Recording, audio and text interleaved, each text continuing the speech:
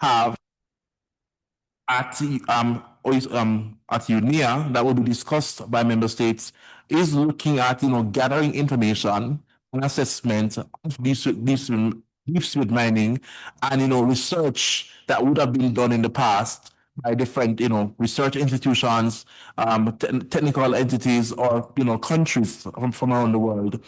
But in this research, it is supposed to detail what the agenda of deep sea mining going forward should be.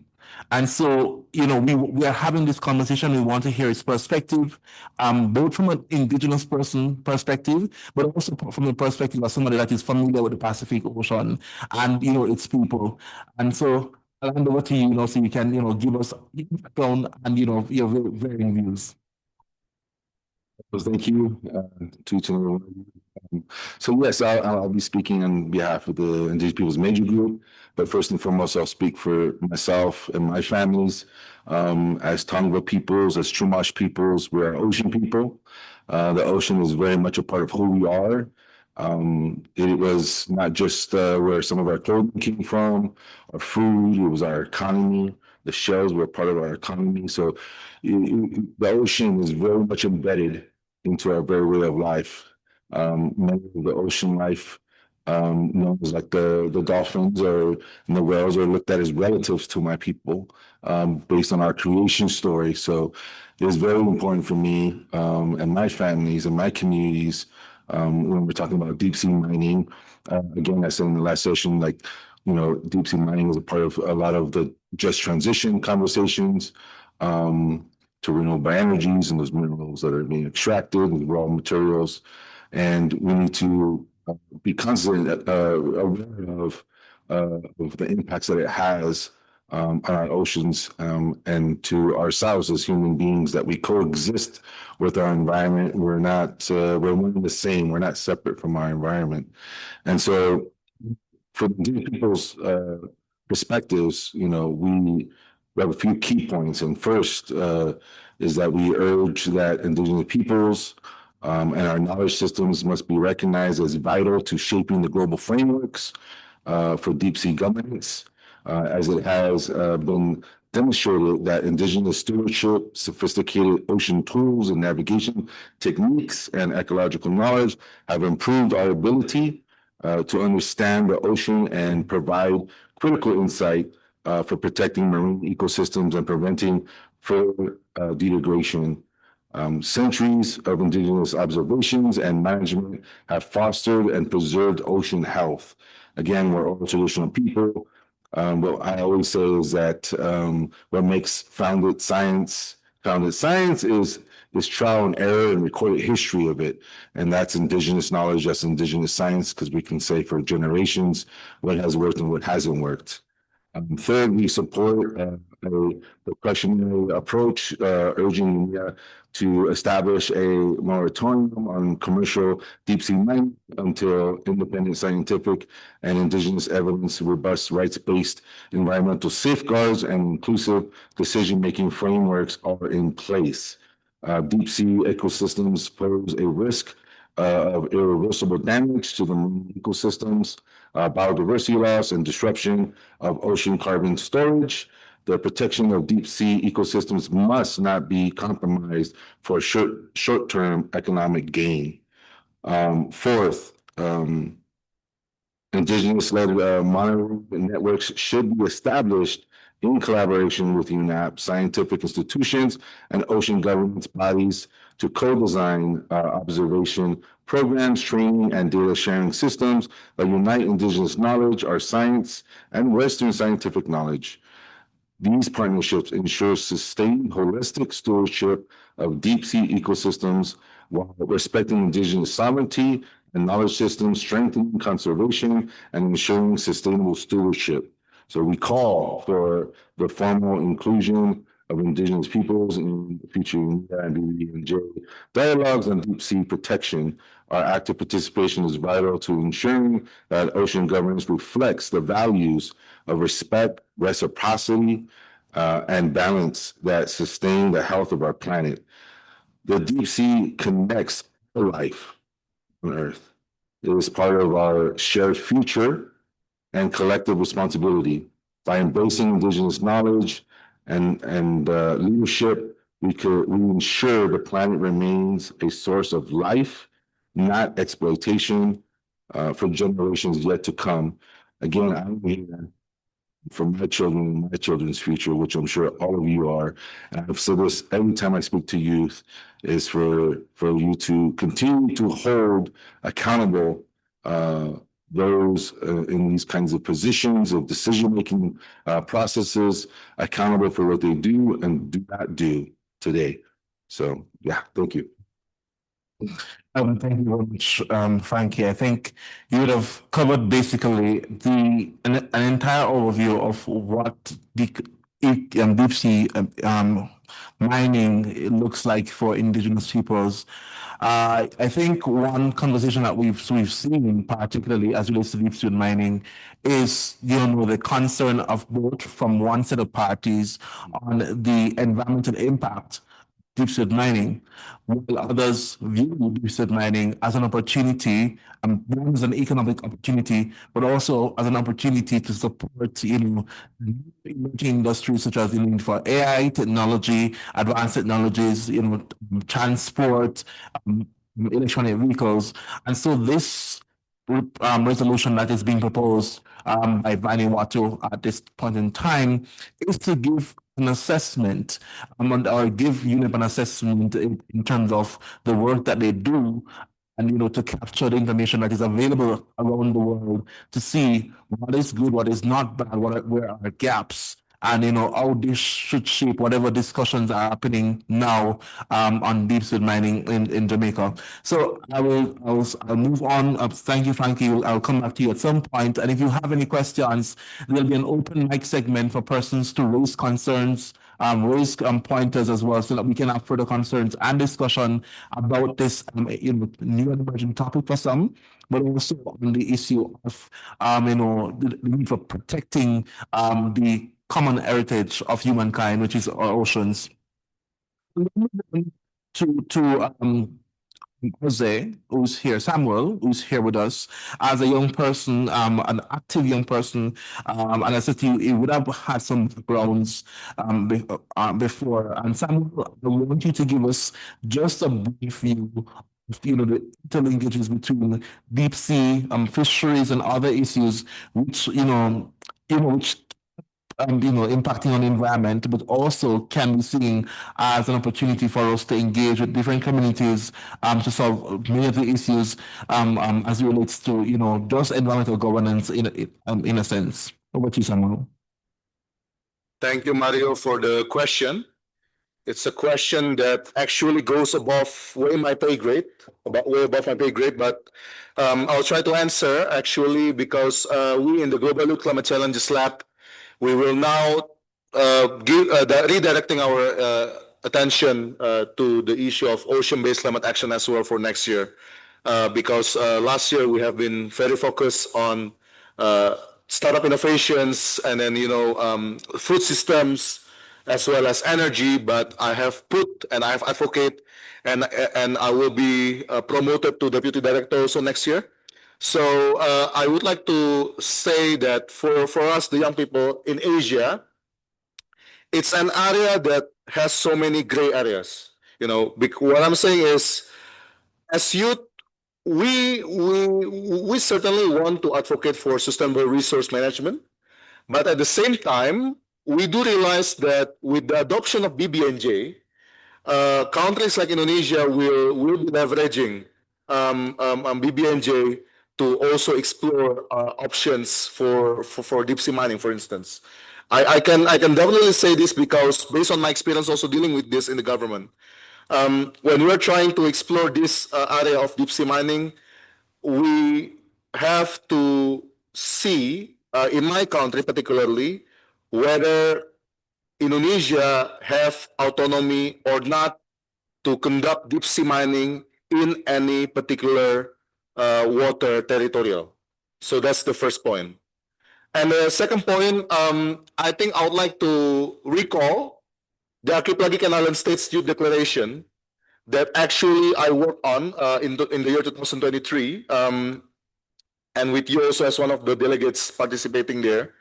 I think in the declaration we highlight the need for sustainable production and consumption. Yeah. And then we also highlight the need to promote transparent and bottom-up approaches. So I think if I can say, in terms of deep sea mining, as long as governments, I don't want to say that we need to ban deep sea mining, but I totally agree. Precautionary principles mentioned by Frankie is important. But I want to say that in my own personal perspective, as long as the regimes to govern the deep sea mining activities in a country is co-created with the civil society, I believe there will still be spaces for us to promote shared and mutual prosperity. And then my third point is, according to my experience also when working in maritime policies, it's a multi-sectoral field. When you are working in maritime spaces, you will involve investment, you will involve also fisheries, as you mentioned, and you will also involve other kinds of activities and industries, including even tourism, creative economy, and then human rights. But sometimes, I just want to mention this, sometimes when we are trying to build this effort of multi-stakeholder discussion, multi-stakeholder dialogue on deep sea mining in a country, sometimes we face a challenge where one institution will say, okay, there's no high-level directive about this, and this is a new area to us. We will not be participating, and we will stay out of this for a while. And then when we, let's say, want to bring the environment ministries, they will say, oh, but apparently water territory is controlled by the Ministry of Marine Affairs and Fisheries. And any resource management issues is on their side. So we are only advising them the standards and perhaps the best practices. But again, at the end of the day, when we approach a stakeholder in the Ministry of Marine Affairs and Fisheries, for example, they might say, I think deep sea mining is not yet in our national development planning roadmap. So I don't think it is I don't think it will require our immediate attention. So what I'm trying to say is, if you want deep sea mining to be discussed, if you want countries to oblige to the precautionary principles, it is time for the UN system, it is time for every country, it is time for every minilateral dialogue platform in this world to start discussing this issue and bringing country ownership forward. I think that's also what the BBNJ Secretariat is also trying to do now, to promote ratification of BBNJ. Then, why not, let's say, for example, International Seabed Authority also do this kind of regional sounding projects to every countries. That's why once countries have the externalities pushing them, I think they will move forward in a much systematic manner. Because trust me, not every country have the capacity to anticipate deep sea mining. And when we say precautionary principles, they might think, okay, as long as it is environmentally sustainable, as long as the technology is still proper, we can still do deep sea mining. But again, we can also see precautionary principle as a principle where it upholds, for example, as long as the total resource extracted from the deep sea ecosystems are still below the threshold, then we're fine. So which precautionary principle are we pushing? I think that will be my 2 cents on your first question. I'm looking forward to circle back to the next question pertaining to this. Thank you. Thank you very much, Samuel. You have touched on several issues, particularly, on the need to involve countries and ensure that, the discussion and the discourse go beyond just one particular group. One thing I can point out is the fact that the discussion on deep sea, takes different front. If you're looking from the economic side, to the industrial speak. If you're looking at it on the conservation side, the environmentalists will speak, and the people who feel that this affects them most, particularly those who are connected, who feel that they are connected to water, connected to the conservation and protection of marine ecosystems. So there are different perspectives, and we do welcome them. At this point in time, I want to give hand over to Mr. Christopher Corbin, who is online. I think, Mr. Corbin, are you with us? Yes, I am. Good afternoon, good morning, colleagues, friends. And please accept my apologies if I don't go on camera as yet, because it is a little early here over in the Caribbean. But yes, Mario, I'm here. Okay, thank you very much, Mr. Corbin. All right, so for you, I want you to thank you for joining us online. I know in the Caribbean region, it's like 6 a.m. for you.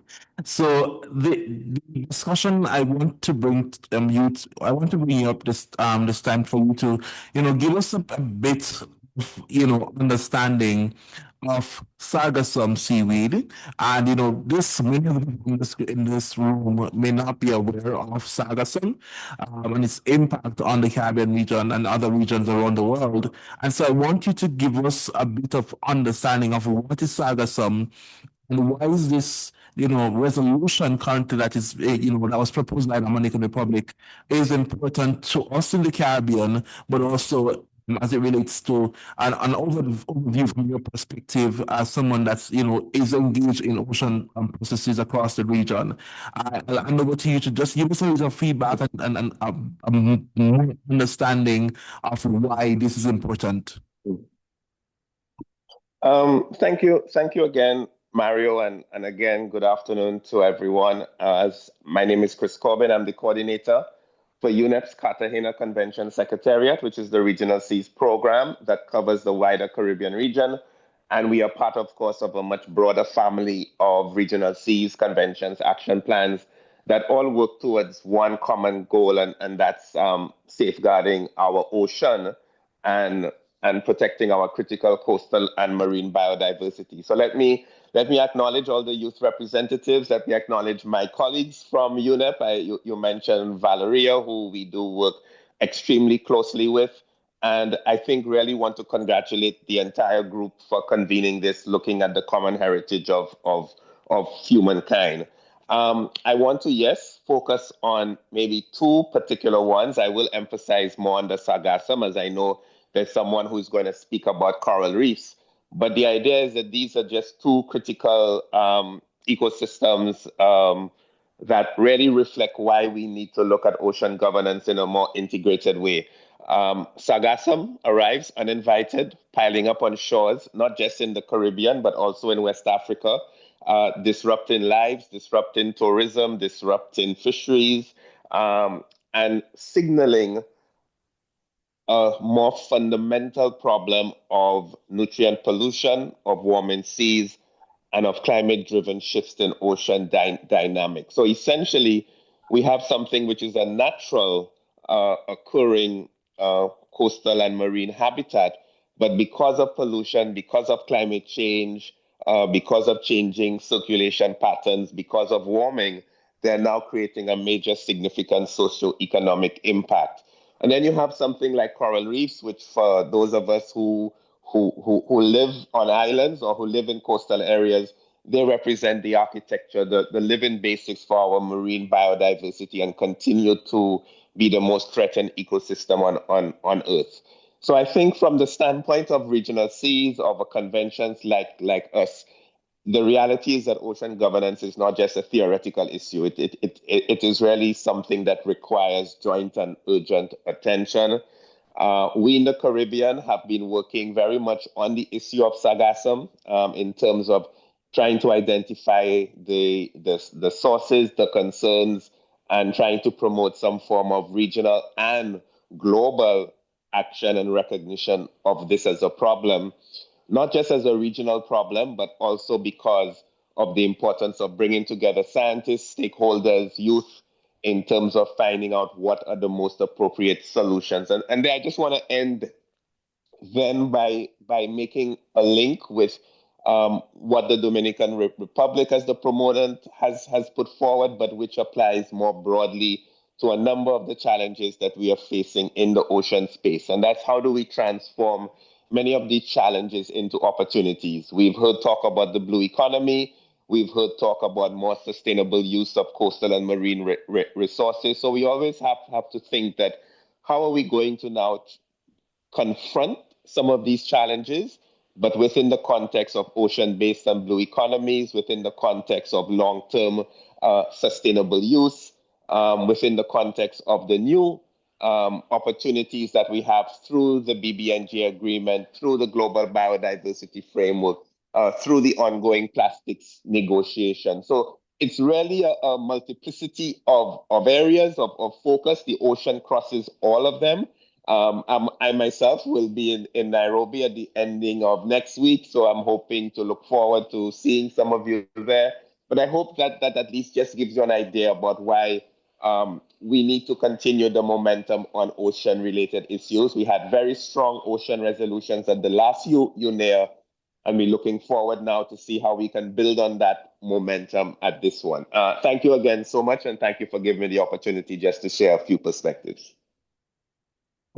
Thank you very much, Christopher, Mr. Christopher Corbin.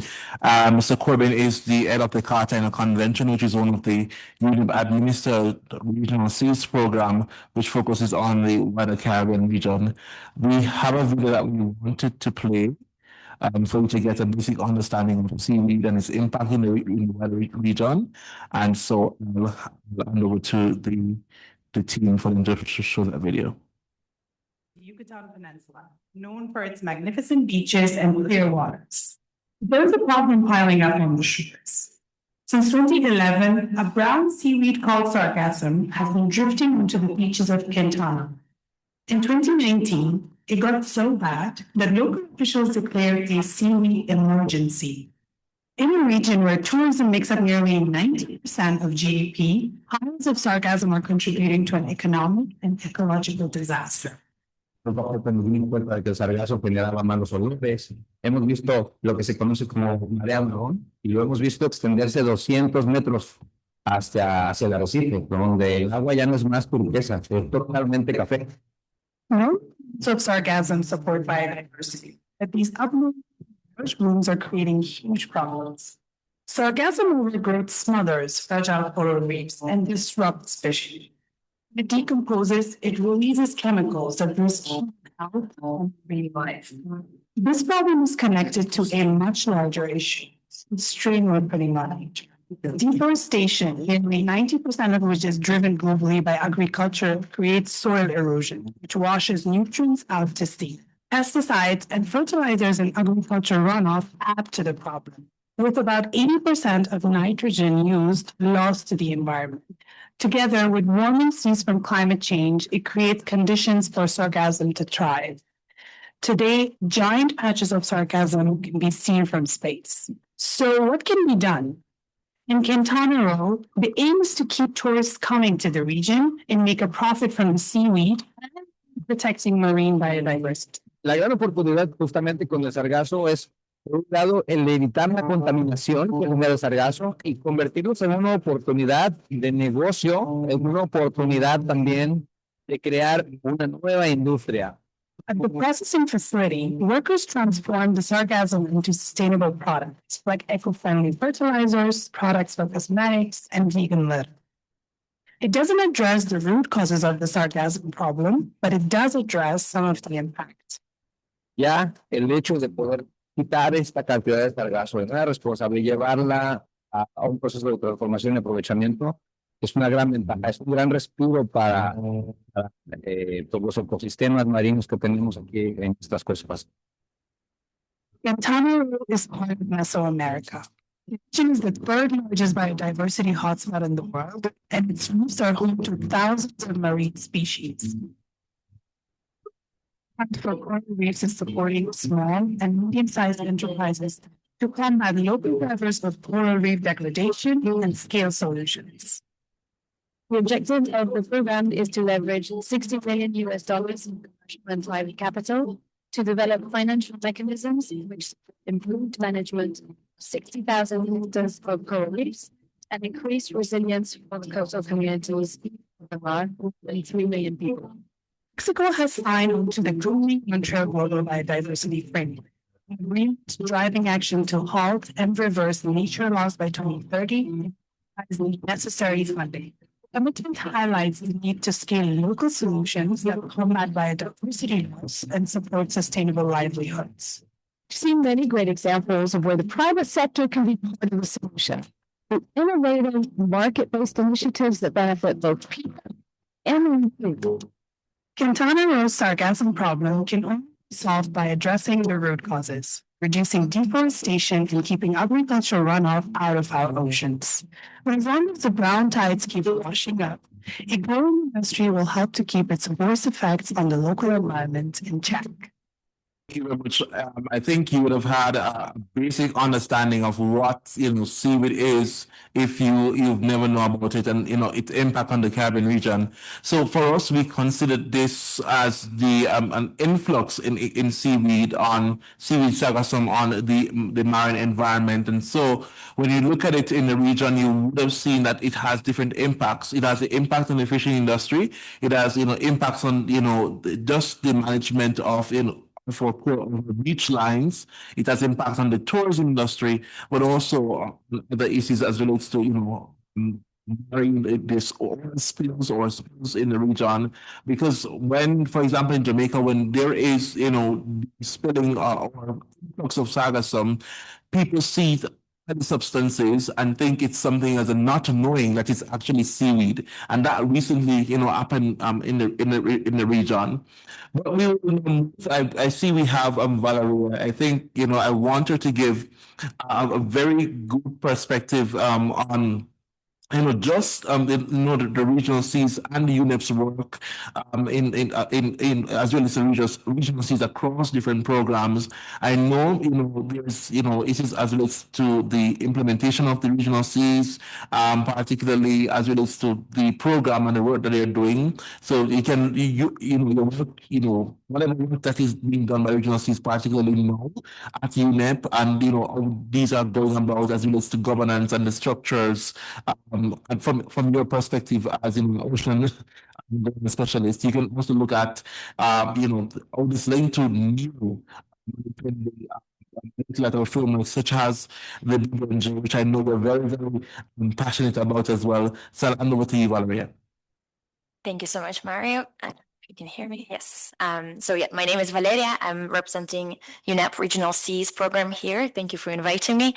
And just to give you a little bit of a perspective of what Regional Seas does or Regional Seas program, I'm particularly representing the Secretariat, is we have 18 different regional seas, six of them are UNEP administered.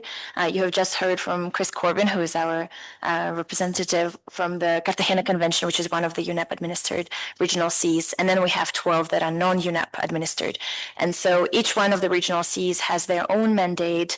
They represent the countries within the region. And so each one of them shapes what the activities are that they're doing on the ground. So one of the ways that youth that potentially could be reached through our conversation today can engage is understand which one of the regional seas is present in their area and get in touch with them on any youth engagement activities that are happening.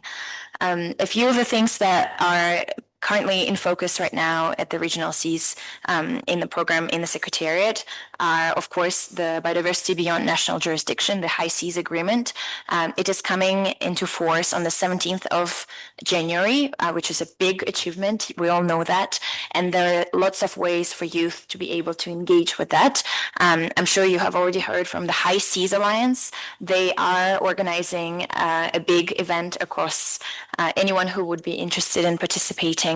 So if you are interested in doing anything like a flash mob or organizing anything with youth, I'm particularly interested in doing something at the UNEP and maybe reaching out to the local youth in Nairobi. Also, along the lines, I am currently organizing and collaborating with IOC UNESCO on screening the film Ocean with David Attenborough. It will take place on the 15th of December at the University of Nairobi. So if you are in Nairobi on that day, please come join. It's open to public. So it's just one of the ocean literacy initiatives that I'm particularly particularly passionate about engaging youth with. But you can also look at our Regional C strategic directions. It's published online, and we're publishing the new one that will set the tone for the next 4 years, that has been agreed by all the rest of the Regional Cs and endorsed. And so one of the lines within the Regional C strategic direction is Goal 3, which includes youth engagement and underrepresented communities engagement, and also a big push that we can get for youth engagement in ocean governance currently is through the part of the High Seas Agreement where it says equal access to the benefits. So this is something that I hope everyone can hold on tight to and leverage your participation and engagement in regional seas or elsewhere, like civil societies, holding on to that strong passage. I hope that answered your question, Mario. Thank you very much, Val. The work of UNEP is very broad, and so we will, there is different conversations around, how we go about doing the work and, UNEP's work.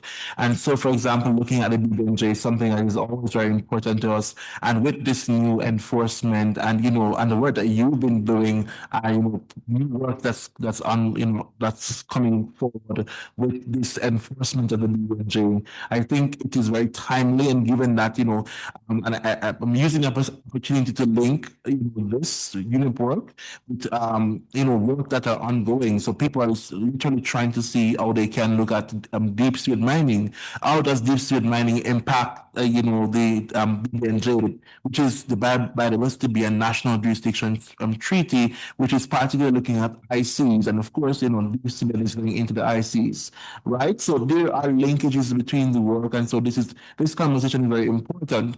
But also, the work of the Regional Seas branch, even though it's the ICs, literally, these Regional Seas programs do cover different regions, even if there are some which are administered by UNEP and others which are not administered by UNEP. And so I'm really happy for this. Right now, thank you very much. I may come back to you guys as well for your pointers.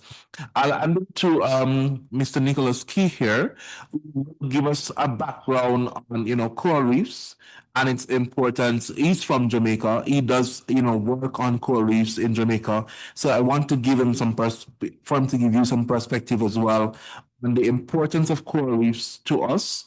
And, as you may know, there is a resolution that is focused on the climate resilience of coral reefs. And this conversation is very important. As you would have noticed, Christopher Corbin a while ago spoke directly on the relation between coral reefs and seaweed influx. And so having this conversation about the climate resilience of coral reefs and coral reefs in general is, something that is very important. So over to you, Mr. Keys.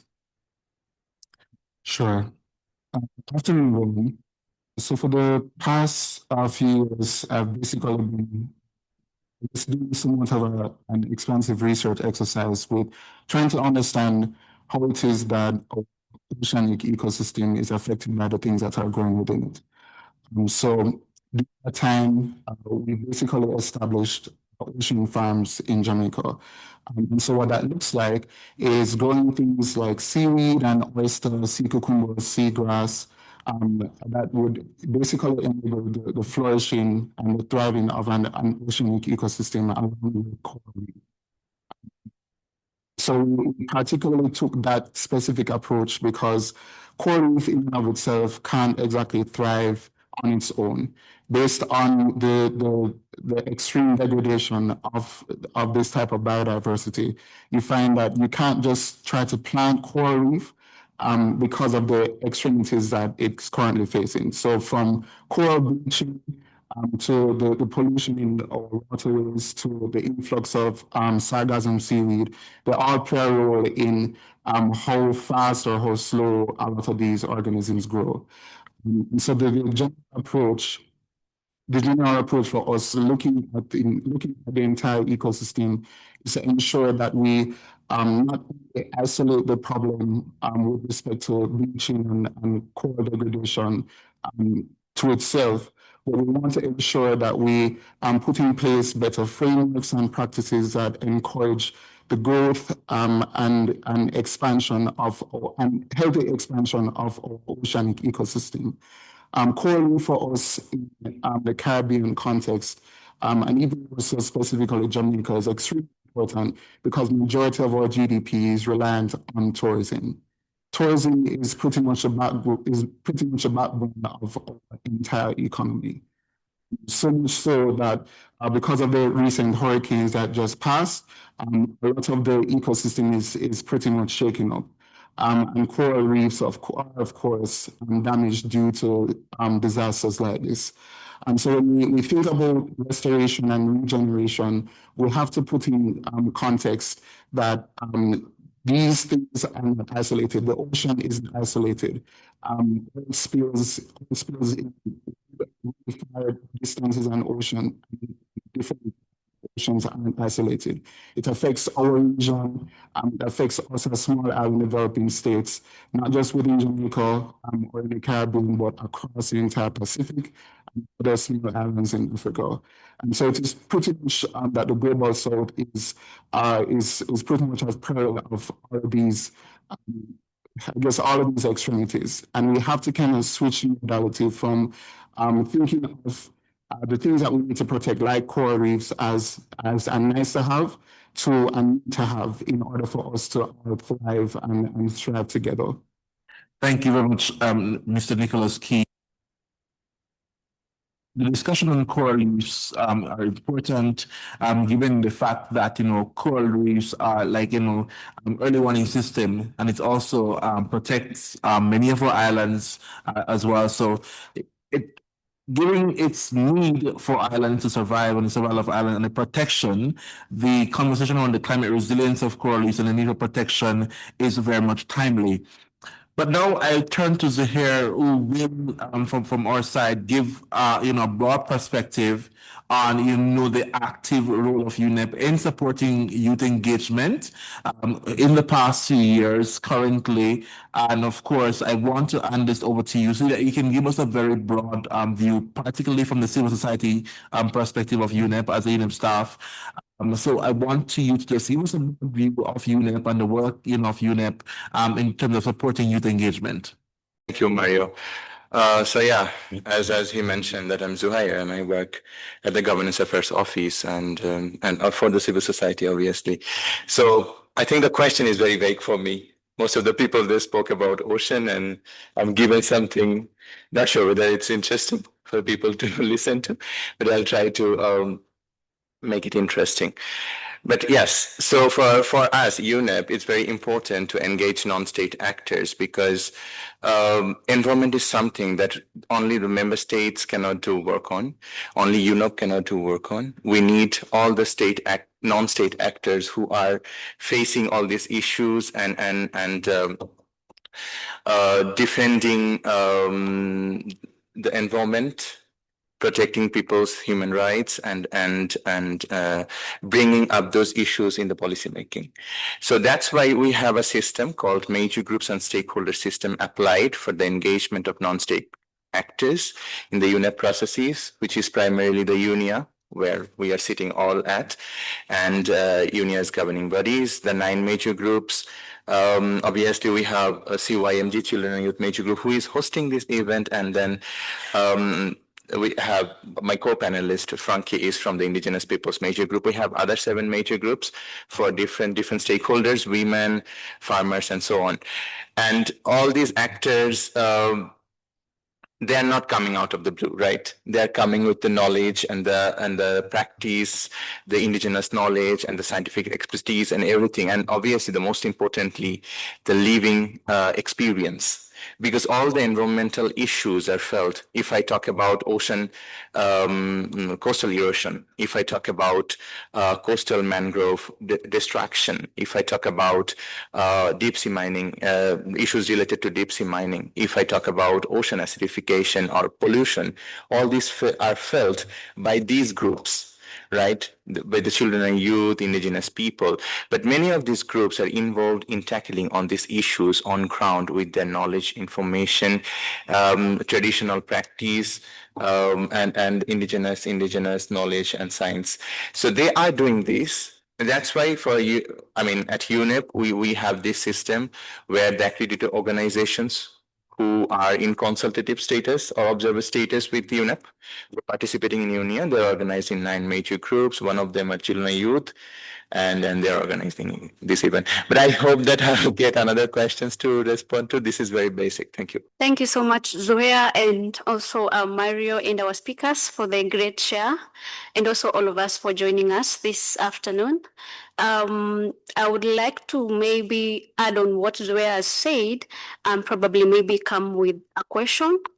We all know that ocean is really an issue that goes beyond our own boundaries. This means there are a lot of transboundary issues which are happening, but that is not the question that I'm going to ask. It is just more of we need involvement of many groups, including youth, including women, and also indigenous people. But how have we maybe seen the challenges as of now? Because a lot is happening. We are having resolutions on coral reefs and sargassum and also deep sea ecosystems. What are some of the challenges that you can say youth have faced, and especially coming from a youth perspective, Zoya, and also for our speaker on indigenous people? Are you seeing the involvement of indigenous people enough as of now? And especially as we wait to see the adoption of PB&J come January. How do you see that, the challenge and maybe the opportunities? Maybe I'll start with Zoya. Thank you. So it's quite tricky for me now being part of the secretariat and then bringing up the experience that I had when I was the youth leader, but I will try to be very neutral and diplomatic. So yes, so what are the challenges young people are facing? Maybe I can start with developing countries where I was there. I mean, I'm from Bangladesh, and what are the challenges we face? We are not taken seriously as youth, as young people on ground, right? Young people are not taken seriously in many times, and we have seen in many cases, people has an understanding that young people are only climate activists.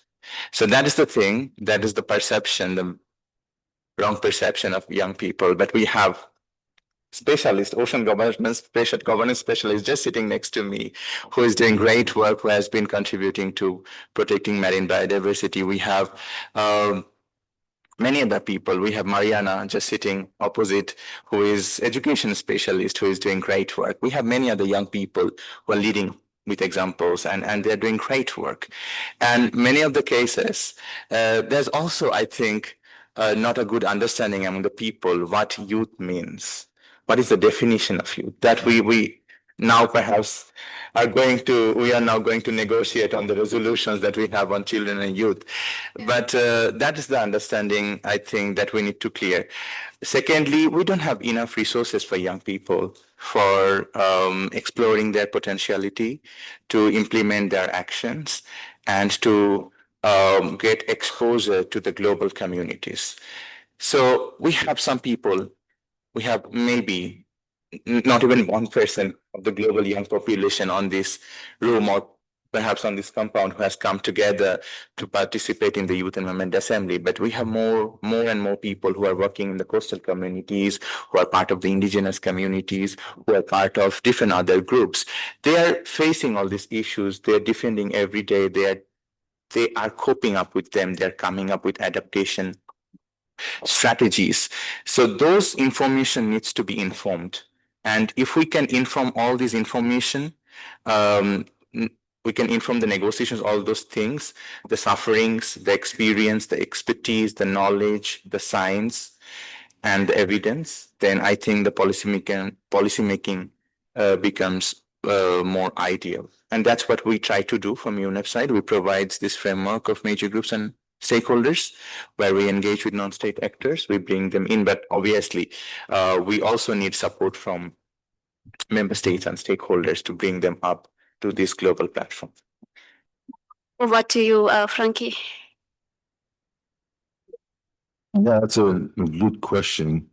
I think you kind of summed it up really well. And I think for indigenous peoples, really what I find challenging now in many spaces in negotiations is is how we are still just discussing human rights-based approaches and the rights of indigenous peoples as if they're negotiable when it's already international and customary law.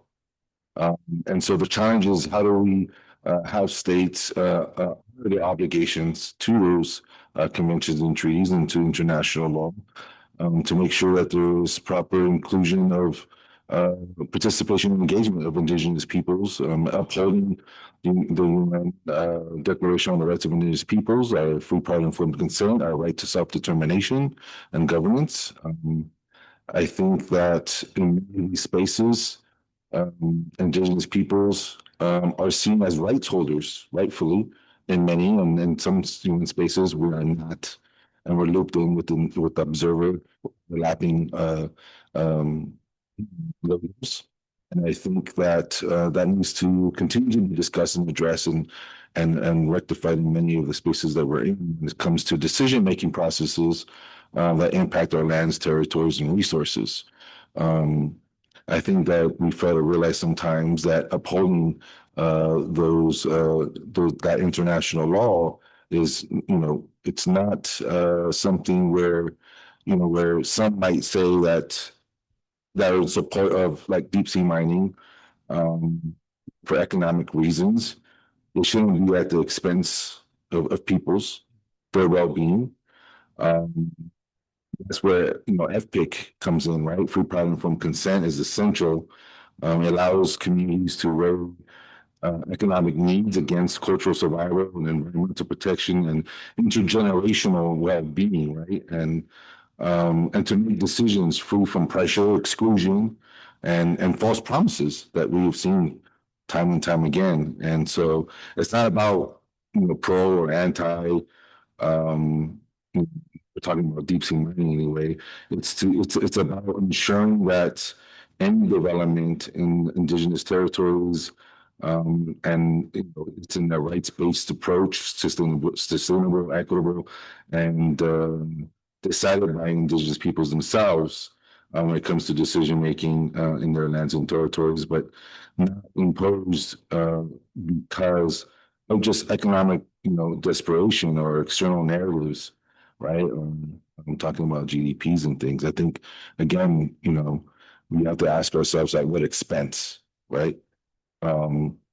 So yeah, I think that was a great conversation to continue to have and to really focus and uplift those challenges that we continue to have in negotiations and conversations. So yeah, thank you. Awesome. Thank you so much. Yeah, I believe that stakeholder involvement is very, very important, not just as part of the process, but as part of the solution. And now I hand over to the room in case anyone has a question. Yes, go ahead. Hi, my name is Sharon, and mine is not a question, but it is a statement. So we've seen in the coastal areas that there is the rise of a trolling system, the trolling fishing that crawls all the coral reefs and kills the ecosystem there, and we can feel the ripple effect in our economy. So if we could include that in our discussion too. Thank you so much, Sharon. I hope we will take note of that. There's someone else with the white t-shirts. Please go ahead. I'm from Cameroon. So we have a tendency of working with communities when it comes to ocean conservation, but their participation is really low because most of these communities are very much vulnerable. And what they look out for is immediate solution that can generate income for them. And sustainable fishing is hardly guaranteed in these communities because that is where their livelihood depend on. And you cannot talk about sustainability for communities without probably giving them an alternative livelihood. You cannot preach stop overfishing. You cannot preach management of waste when they don't have another place to link on. So I wish to ask what kind of modalities or what strategies can people like us I'm actually opportune to be the Ocean Love Ambassador for Cameroon. So we work a lot with these communities. What reasons, strategies can you as panelists propose to us to better engage these communities because of the impending doom that it's upcoming when we talk about ocean sustainability and the risk of pollution within these areas? Suggestions will help. Thank you. To answer the last question, I can give you a clear example specifically from Jamaica. So as I mentioned, we run ocean farms, and I'll be very quick. For sure, you're absolutely right. The fishermen won't, or the fisher folk generally won't buy into sustainability action unless there's some kind of immediate or close immediate payout. What we did was identify organisms or biodiversity that would have at least become some kind of supplement in that regard. For us, it happened to be seaweed, between seaweed and oysters, but seaweed just for simplicity. In the Caribbean specifically, we grow these types of seaweeds called sea moss. And so sea moss is a high commodity item. It's basically found in everything. And so sea moss just happened to be a particular solution that could have been turned into a social enterprise for different fisherfolk communities. In Cameroon, options might be available. It might be a situation where, based on the market and the market opportunities, oysters might be the better prey for export and import opportunities within a particular region based on leverage and dynamics. But it all kind of comes down to identifying the key types of organisms that play a role in the entire global market chain. And so double down on that, then find the angle for leverage. From me, I want to tackle the second question. First of all, I would like to say it is important for the blue economy strategy and blue economy policy planning of each country to focus not only on how to extract the marine resources, but also how to empower the smallholders. In my country, I have met a couple of people, from NGOs and some activists that are actually, when they know, oh, you're working for the Ministry of Maritime Affairs, and then they told me, our blue economy strategy only focus on the commodities of the marine environment. They are not protecting the people. They are the blue economy strategy only focusing on how to lay out the management of every natural capital that Indonesia's marine environment have, which is an issue. That's what he told me. And when I read the document of our blue economy pillars, I somehow have to concur with him, but I have to keep it hidden because I was still in the government. But now, since I already resigned this June, this year, I now can speak freely. Yes, we need a better blue economy strategy that move beyond capitalism. This is why also CYMG, wearing my hat now in CYMG, this is why CYMG has been participating twice. I'm representing CYMG also in the Youth Beyond GDP network, where we definitely push for, I think yesterday was discussed also, where we definitely push metrics that goes beyond GDP or economic focus and move to a more justice-centered metrics. So our blue economy needs to be justice-centered, not only commodity-centered. So that's why it could tackle your second question. Thank you. That's all. Thank you very much. So we are out of time. We have a summary. Rita, do you want to possibly give us a summary of the session and then we close? Yes, thank you very much. We've had a very wonderful session. And the closing, the foresight, Ocean Action Foresight, I can highlight. We've had Frankie from Indigenous People speak to us. We've also had Valeria, who's an ocean governance expert, and Samuel, who's a youth from Indonesia and representing GYCC. And a representative from Cartagena Convention, Christopher Corbett. So from Frankie, we see the key points he highlights are that Indigenous people and Indigenous knowledge must be part of shaping the frameworks that govern ocean ecosystems. And so he spoke about precautionary approach, in that in as much as the ocean is important to Indigenous people and to everyone, He calls for a precautionary approach in how to get resources from the ocean, as destruction of deep sea ecosystems poses threats and challenges to the livelihood of people and also to biodiversity. He also called for partnerships between indigenous people and also other knowledge systems such as science to build up on the frameworks that are there governing oceans. Also, we look at what Samuel talked about. He talked of how Asian youth are really strongly calling for sustainable production and consumption. And he also highlighted what Frankie said on precautionary principles, which are important as they uphold the extracted resources and do not call for not exceeding or over exploiting the resources that are already there. Also, we see that the maritime field is a multi-sectoral field, as there's tourism, there's human rights, and also it contributes to people's livelihood and propels the economy. So there was a strong call for member states to discuss on the issue of deep sea mining, and